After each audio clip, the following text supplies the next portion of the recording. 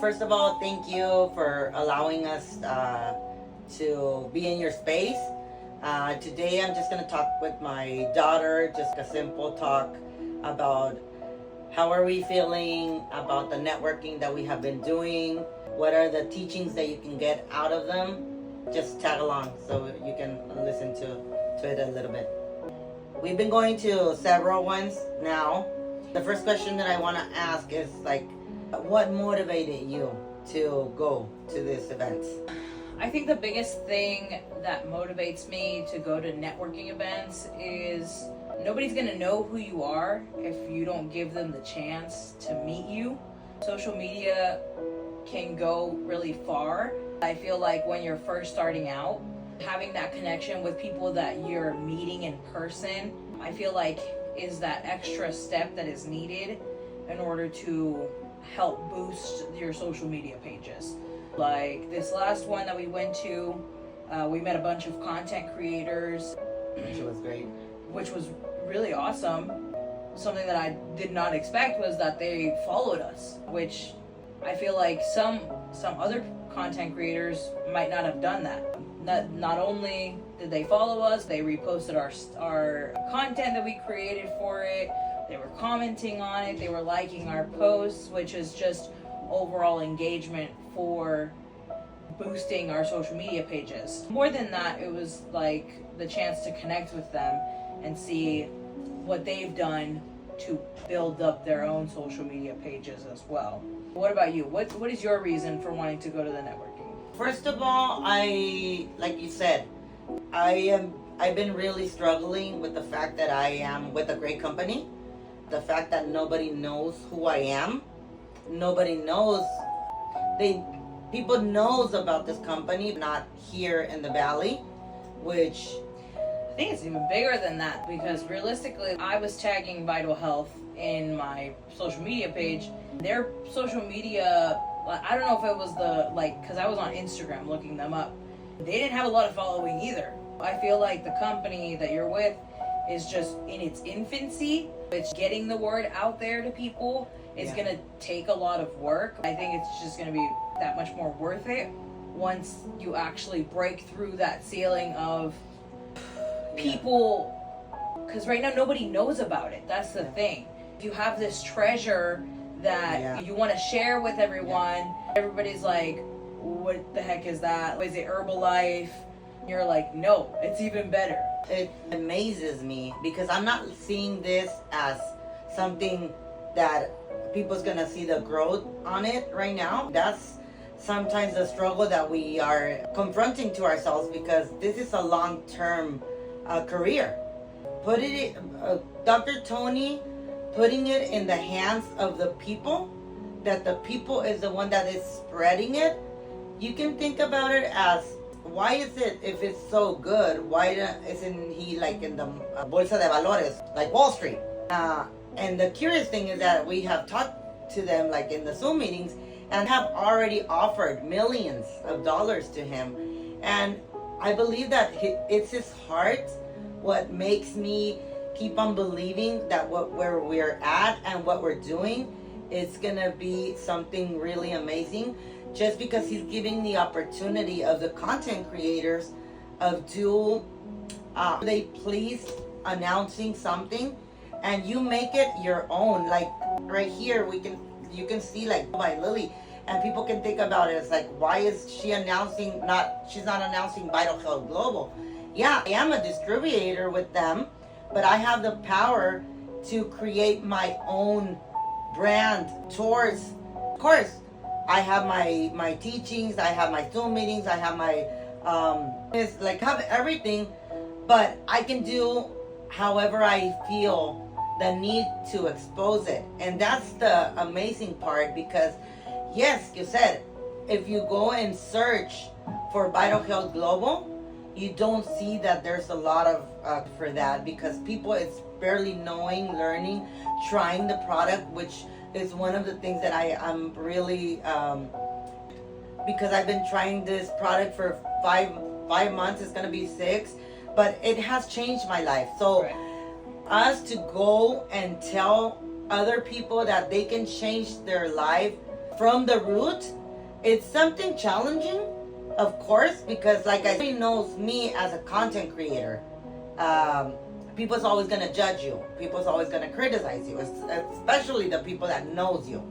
So doing that, it's really hard breaking those seals, like you were saying, because you just have to forget about everybody else, and you just have to keep on creating what you're thinking that this is gonna take you somewhere. Even crazier is that we heard from the content creators themselves, the people who have already, gained a following and they're actually making money from this. They're the first ones that said their supporters are not their families, they're not their close friends. Realistically, it's the people. And I feel like that's what Vital Health Global has done too. They've given the power back to the people, where a lot of other companies won't do that. The second that they got offered that $1 million deal to go with the S&P 500 and be part of the stock market, like a lot of other, CEOs would have jumped at that opportunity. They would have forgotten about the people, and, then it would have turned into this whole other thing, and they would have exploded, and it would have been huge. But the way that they're doing it right now is they're letting, their distributors really pave the way by sharing their own testimonies, by trying the product themselves, and I feel like that authenticity is what really is going to make Vital Health Global explode even more so than it has already, Because the one of the facts that I have never studied before is that there's around 8 billion people in the world. Mm-hmm. We have like 30 views, 200, 1,000. Well, sometimes we think that it's a lot, but basically nothing. So, like you said, giving that power to people, like we only have a little bit more than 200,000 distributors. So 8 towards 200,000 is nothing. But the amazing part is that those 200,000 people, there's people are already that's making $200,000 a month, $100,000 a month, $50,000 a month. So of this is like believing in ourselves that we can build a career, a long-lasting career that is going to continue for our children, and it's going to become a legacy. So that's the parts that I keep on hanging off, because yes, if you can see, I haven't gained those $1,000 that they're talking about. But the thing about it is that you can just go and sit down with those CEOs, with those people that are already on the top, and they go to the bottom as the way that you are right now, like the content creators that we went on Wednesday. For me, that was like a teaching moment for me, because like I told everybody, I was probably the oldest person. I found out later that there was another 52-year-old lady, but I believe that I was one of the most grown that are trying to make their own way on social media, and to those stories that just encouraged myself to continue doing what I'm doing. And I don't even have to worry about if fulanito and sutanito said something about me. Who cares? Like, they're not working as I am. They're not trying to create something out of nowhere, because I don't have any classes. I didn't even know computers. I didn't even know how to handle CapCut and doing my own videos and taking something and putting a little something in it, dropping so for me, that's a lot. And that can only happen because of Vital Health Global, because they're giving us that power, and they're giving us that sense that we are able and we are capable of making it. So going Wednesday, and like you said, even though for me that I am extroverted, that I can talk really easy, but going into a different platform or language, it was a challenge for me also. Like, I hear yourself and I'm just like, no manches, o sea, Paoli knows what she's doing. She knows all the words, and she can create a moment with someone that you're talking about work related. I don't know nothing about that. And so, and Wednesday, I can say that I was feeling the heaviness of my mind telling it to myself, you're not going to do okay. This is not for you. But you know what? I broke that. And I'm happy that I did. And I am so happy that I took my husband, Raúl, which no habla inglés. So para él también era un desafío más grande que el mío. Y él estaba, se puede decir que frustrado, asustado. Y esos días antes, porque nadie habla de los días después durante el evento o antes del evento. Entonces, esos días para nosotros creo que fueron bastante, una línea que se rompió, y agradezco a Dios que nos haya dado la fuerza, el poder de hacerlo, porque realmente sentarnos frente a tantas personas que era puro habla inglés, hablarles del producto ahora en otro idioma, el tener esas conexiones, esas conversaciones de personas que llegaron. Hubo una mujer que llegó muy, muy guapa, y es intimidante también ver personas bien preparadas, jóvenes bien estudiados, que ya están haciendo mucho dinero. Entonces estás como entre el medio, como estará bien que estoy aquí o que estoy haciendo aquí, pero gracias a Dios que con cada conversación tan pequeña se fue haciendo un poquito más fácil. Porque everybody was there for the same reason. Yeah. And the message that I put out, you know, because I saw we saw a lot of content go out from the viral experience, yeah. right? But I feel like for me, it was really just learning about the community that, you know, realistically, you know, a lot of us isolate ourselves, you know, we spend a lot of time on social media, but really getting out in front of the people, you know, behind the screen, and learning their stories, hearing that they're just like us, realistically, you know, they're starting their businesses, and they have stories. You know, a woman, her name is Denise from Casa de Beans, and she such an incredible story, and she was telling me that before the event she didn't want to go, you know, that same doubt, you know, what am I doing here, like this business, like you know, gonna take off. But realistically, like I told her, hearing your story is inspiring. You know, it was about how she was going to start the company with her brother, and the day before that they launched the company, her brother passed away. And then there was a pause, you know, started up the company again. Her dad was helping her out a lot, and then dad passed away. So it's just, and then her, you know, event with her daughter. I think her daughter's name was, you know what, I'm forgetting it, but her daughter's name was Mia. And their story and seeing them, you know, and echándole ganas, you know, out even though it feels uncomfortable, you know, like that's all we can really ask for people, you know. I thank you, you know, for paving the way for me, because I mean, you talk about me like I know what I'm doing, but realistically, just from everything that I've learned over the last 26 years of my life, because in reality, you and my dad have always been entrepreneurs. Even though this company is a different venture, realistically, you guys have always worked hard.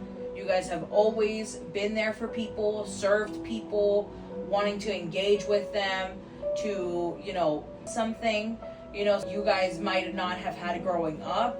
You know, and it all comes from the love of God and from the love of humanity, you know, wanting to connect with those people.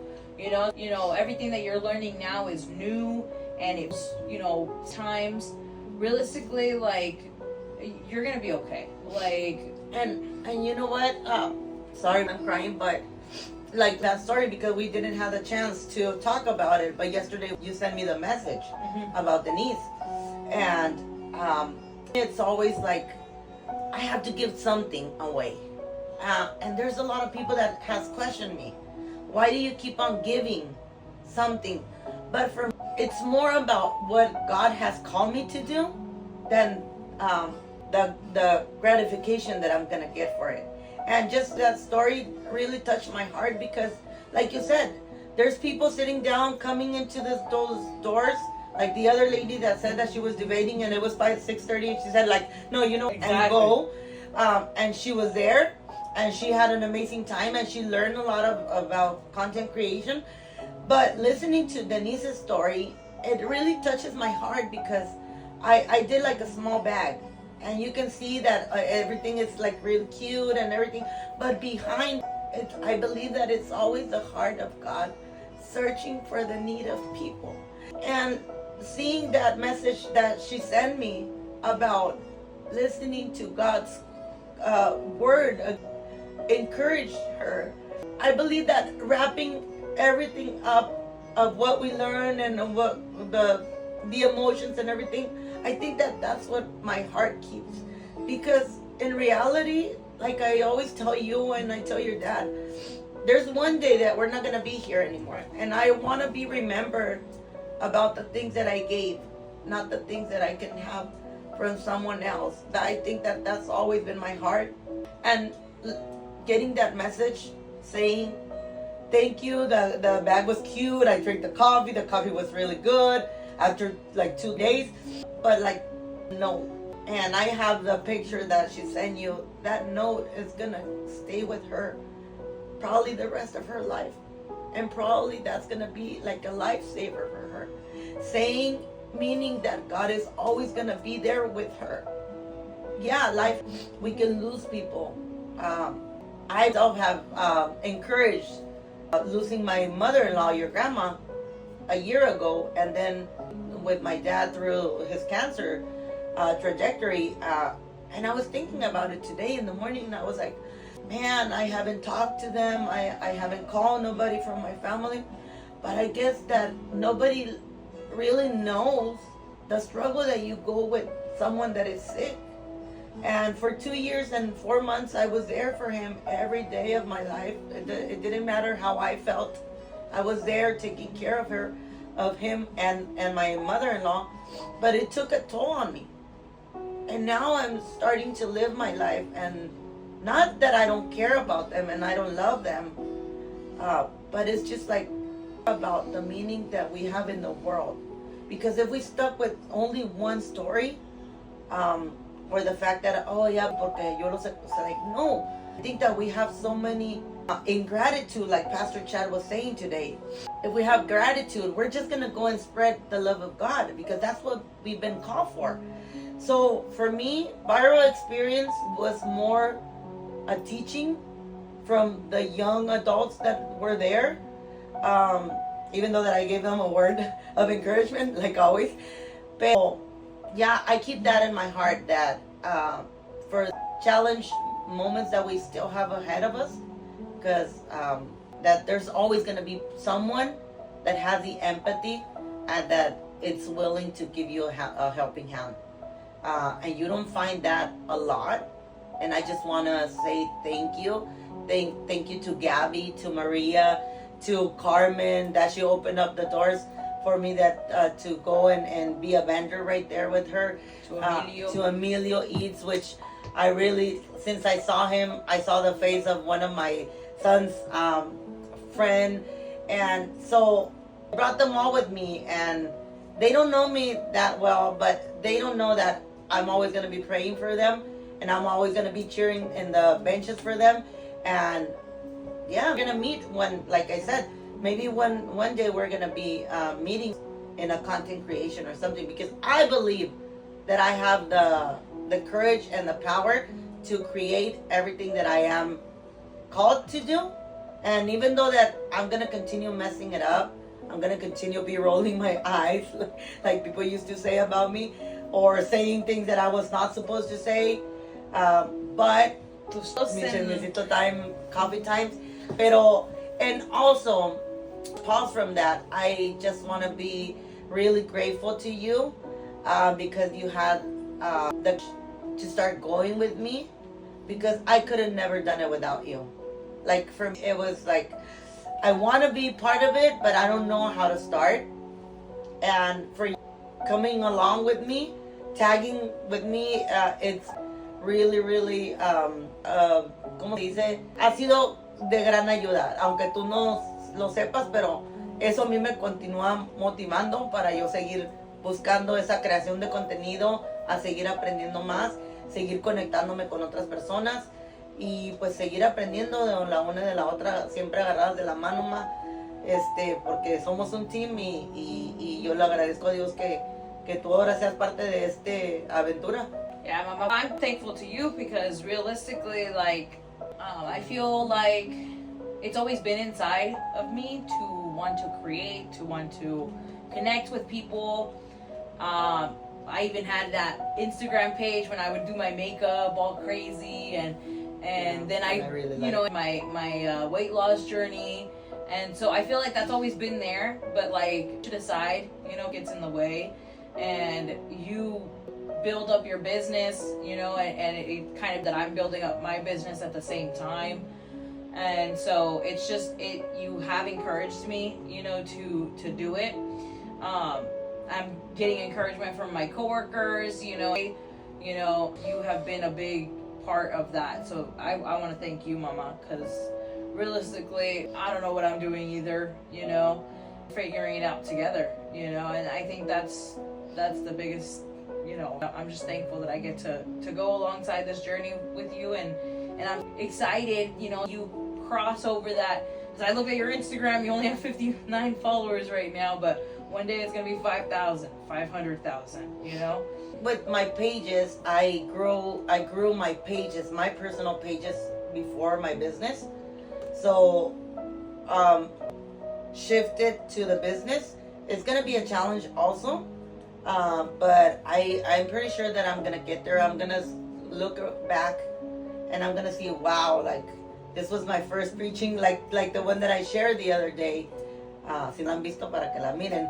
Pero yeah, like in front of the camera, it has been a challenge. Now I can do it a little bit easier. Not that I do it better, but I do it easier. Now I think I'm getting out of my comfort zone y ya me pongo a decir cosas chistosas o lo que siempre ha sido mi personalidad. Y eso es... Like, I feel like you guys is a different story. Like, you're doing it with everything you've got, you know, you guys are taking the supplements like religiously, you know, to the gym, like the whole family's going, you know, the teas, and I'm just really bad at taking the teas. Like, I drink your water. Yeah, but you know what? The amazing part of it is that, of course, you are only 26 right now. You don't feel the necessity of becoming as disciplined as I am right now, because I was telling your dad, and I want to share that story to the people also in a different one, because I became aware of my weight and all my sickness that I had when I was 45. I was already gorda. I had already a lot of weight. I had already like a lot of problems with my weight. I was obese, morbidly obese, that I didn't care. I had diabetes, high blood pressure, cholesterol, and fatty liver. So for me, getting to that point that I was like not getting out of bed, not wanting to live my life, I thought that I was happy serving God, and that doesn't have nothing to do with God, because God is awesome, and I love God, and I love serving Him, and my whole life serving God.